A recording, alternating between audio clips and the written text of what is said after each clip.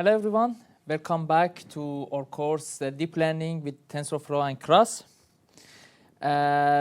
We already talked about deep learning, how we can implement our model for the classification, and we saw an example on MNIST data, and we loaded from a library, so we didn't do anything. So, but for your purposes, you first should call or read your data and then feed it to the model. So for this purpose, we have two approaches. So one is read your data directly from a folder that are saved, they are saved, and or call them from a CSV file. This is two the common or general approaches that are used for reading the data and make them ready for feeding to a network. So I will show both of them to you, and we will implement a script to read them and make them ready for a network. So assume that we have data like this, for example, for the train or for the test, and we have some classes. For example, in this case, we wanted to do the classification of plants and weeds. So it's such a binary classification. So we have some images of plants, as you can see here. There are patches of plants. So, and we have some images or parts of weeds.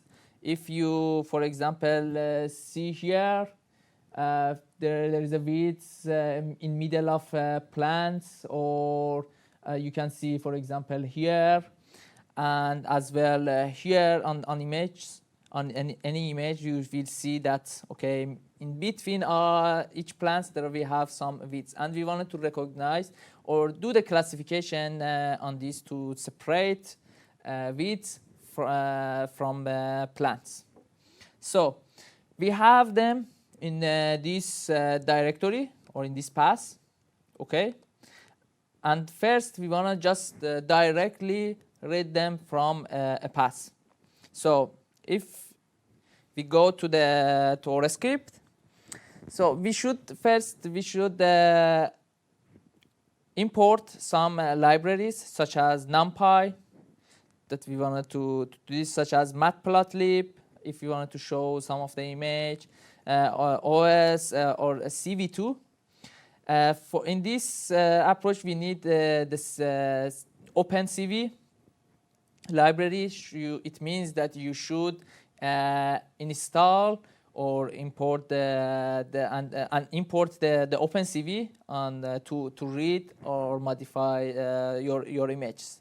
So and other libraries that I will talk about them. For example, random to make a shuffle on your image, pickle to save your image after reading them. So I will talk about these libraries.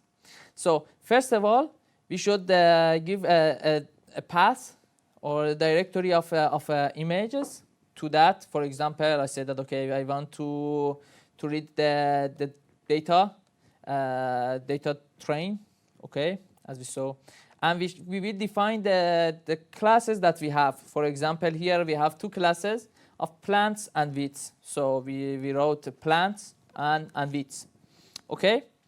So we define a variable for the training data. We define an image size if we know the image, if all of them are at the same size. Even we don't need some but if you know that some of them are not are in different sizes, we can use the same size for all of them, because when we want to feed it to the network, all images should be at the same size. So we define a function.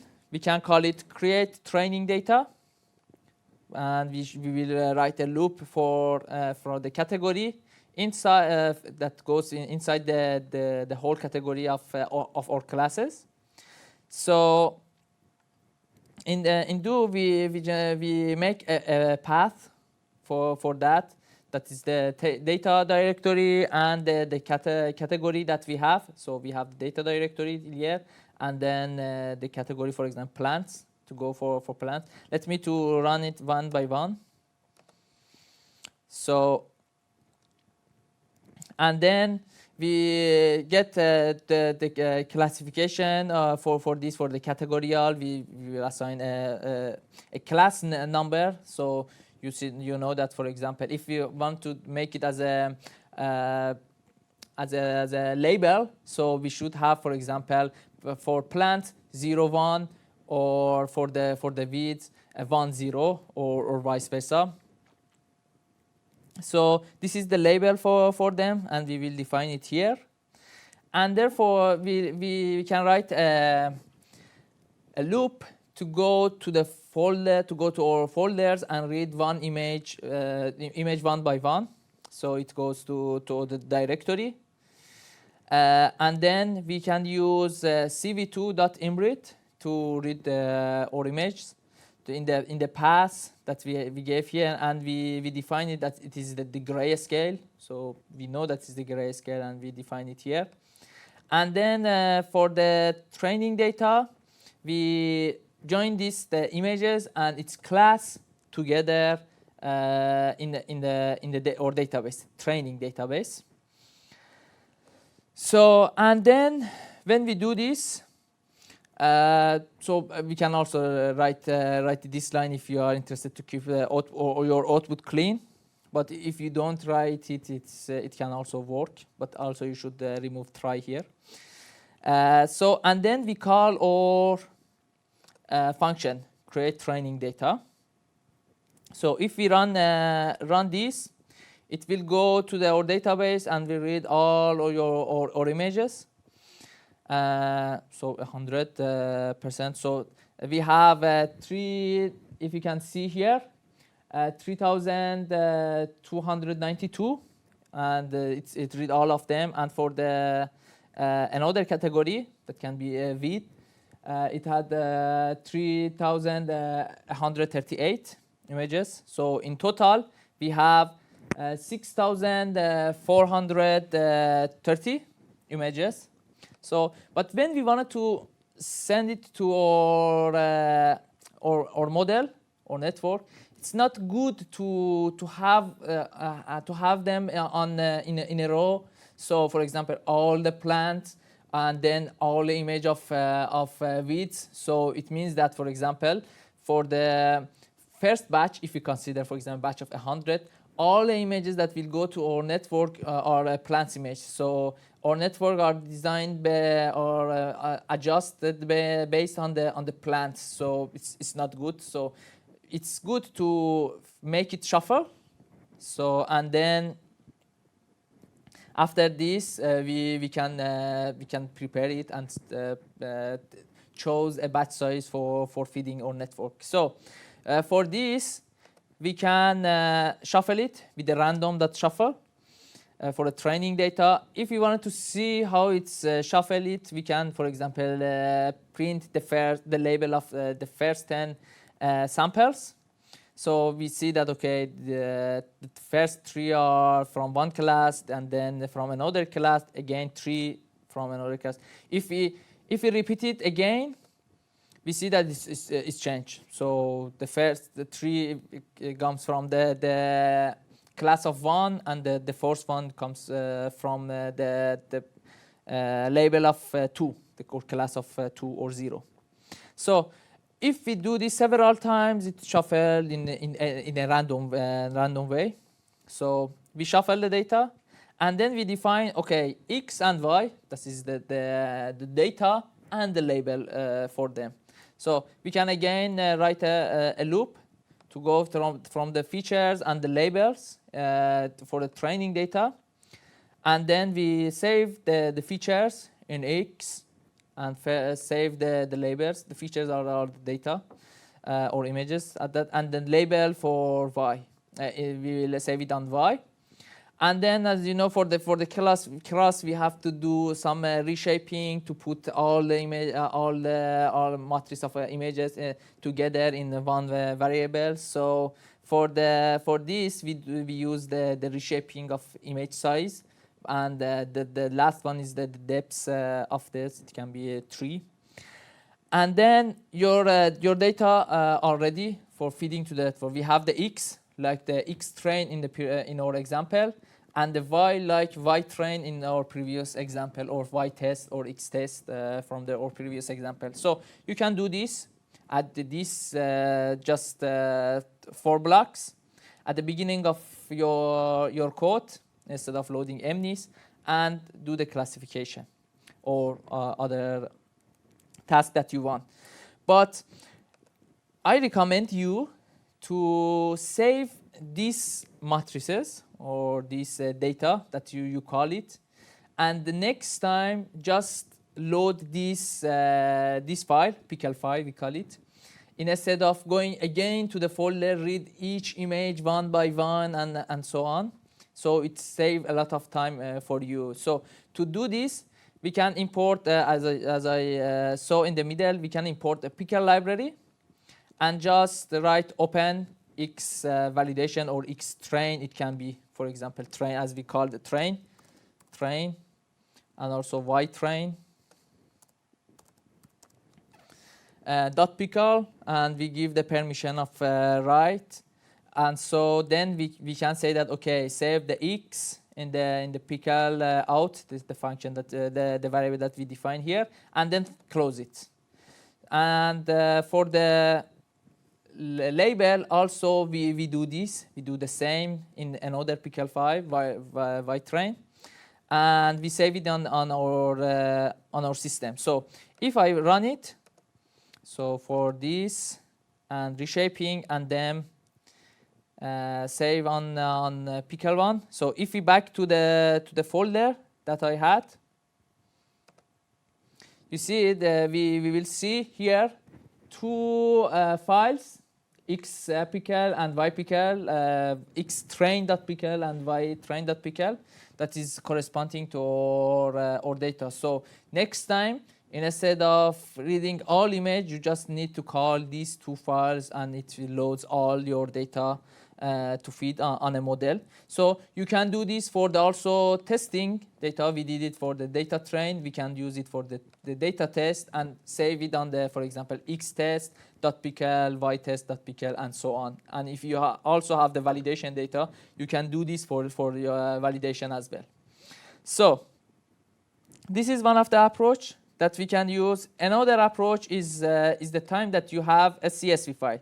For example, if I back, you have a CSV file of train and the test, and or even it can be validation, and you have the file name here, the name of your images, and the label of them. So it's 0, and if you go for the another class, you can see it, okay, this is the label is 1.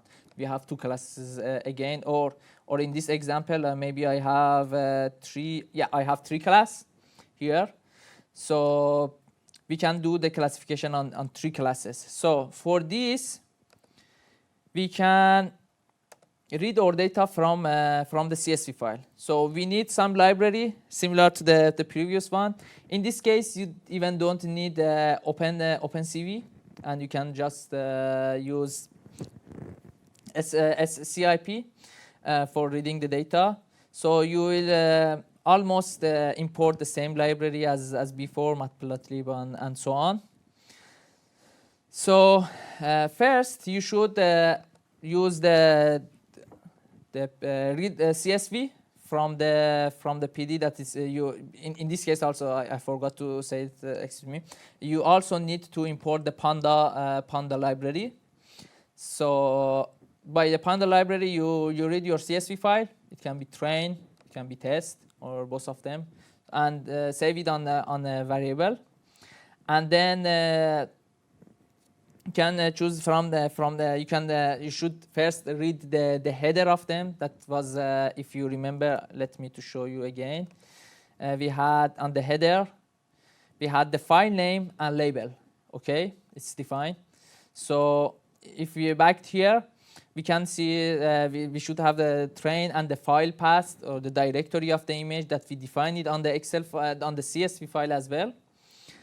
And then making a for loop to go to the CSV and read the path of each image and the label of that, like this. It goes to the path. It read the images from its path, and then change the type of that, and go on. And if you want, you can do normalization. For the previous example, you can also do the normalization. It's just divided by 255 if you want. And then, as I said, for the cross, we should do the reshape, the X shape. It can be any size. It can be any size. And then one, that is the depth. And you can repeat it for test data. We did it for example, we just read the image name on the training data. And we can do this for the repeat it for the test data, exactly the same codes that we use. And then reading the labels for your data from the CSV file. So from the class, it will be categorical. You will read the labels for the train, and you will read the labels for the test or validation dataset. If you want, you can split it on different category. For example, train and validation, or train and test, or validation and test. At any format that you wanted to, for example, split your data. But if you have for each category, train, validation, and the testing, if you have image for each one, you don't need to split it. But if you want to split your training data into the train and validation, you can use the split function here to split it, for example, by 0.3, so 70% on the training, 30% on the validation or testing, and so on. So the same, you can, the code here, another approach, you can just save it on the pickle file, like this, and just for the next time read the pickle file, or even add these plugs to your code. So, and also, as the last point that I wanted to mention here, in our example, deep learning example, we use the tensor board to make a visualization on of the curves of the loss and validation. But if you don't want to use tensor board, so I personally, in parentheses, suggest to use the tensor board. But if you don't like to use it, and you wanted to make a graph and save it on your system, you can just use the matplotlib and make a figure, and then from your model, save the accuracy and validation accuracy, and define a title for that accuracy, the number of epoch for the X label, for the legend. We can use the train and test because we have two curves of the train and test, or train and the validation, and save it with the name. And again for the loss, because it was for the accuracy.